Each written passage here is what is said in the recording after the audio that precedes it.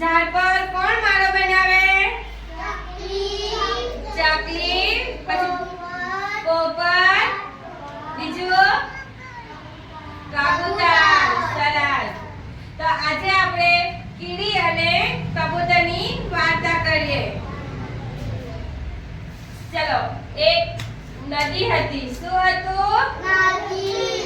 એ નદીના કિનારે એક વડનું ઝાડ હતું. શેનું ઝાડ હતું? વડનું ઝાડ. એ વડના ઝાડના નીચે એક દર હતો. એ દરમાં કોણ રહેતું હતું? કીડી.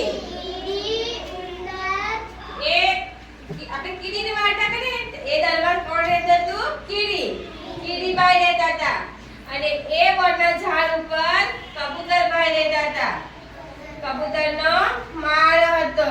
તો એ લોકોની બંનેની દોસ્તી થઈ.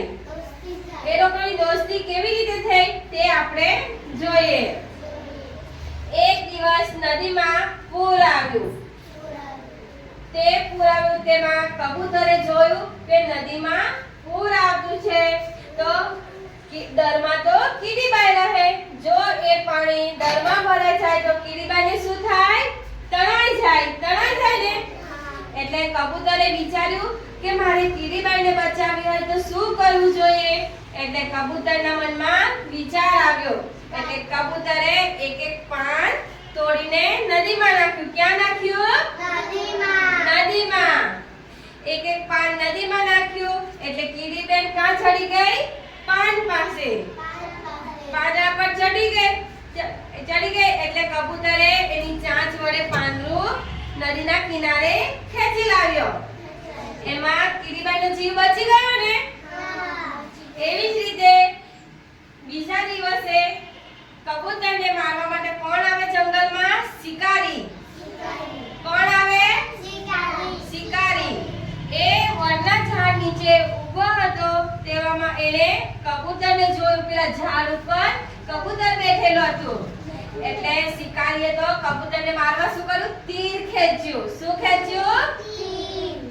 એ કોણે જોયું? કીડીબાઈએ જોયું. એટલે કીડીબાઈનો જીવ બચાવેલો ને કબૂતરભાઈએ. એટલે આજે કીડીબાઈનો વારો કે મારે આ કબૂતરને બચાવવું છે. એટલે કીડી તો પેલા શિકારીના પગમાં દંત માર્યો. દંત કરડવા લાગી. શિકારીના પગમાં કરી એટલે શિકારીનું તીર છૂટી ગયું. અને તીરનો અવાજ ફર સાંભળીને કબૂતર ઉડી ગયું. ઘૂ ઘૂ કરતું ઉડી ગયું. એટલે કબૂતરનો જીવ બચી ગયો. પહેલા કોનો જીવ બચાવ? કબૂતરે કોનો જીવ બચાવેલો? કીડીબાઈનો. ને અત્યારે કોનો બચાવ્યો? કીડીબાઈએ કોનો બચાવ્યો? કબૂતરનો. એટલે બંનેની દોસ્તી થઈ ગઈ ને. આપણે પણ એકબીજાને મદદ કરવી જોઈએ. આપણે જો તમારી પર પેન નહીં હોય તો તમને આપે ને તમારા ફ્રેન્ડ. જો આ તમારા પર પેન નહીં હોય તો તમને આ ફ્રેન્ડ આપે. આની પર નહીં તો તમે આપે ને. તો તમારી દોસ્તી પાકી બની ગઈ ને. એવી રીતે કબૂતર અને કીડીએ બંનેને એકબીજાનો જીવ બચાવ્યો. એટલે લોકોને માં બંને દોસ્તી થઈ.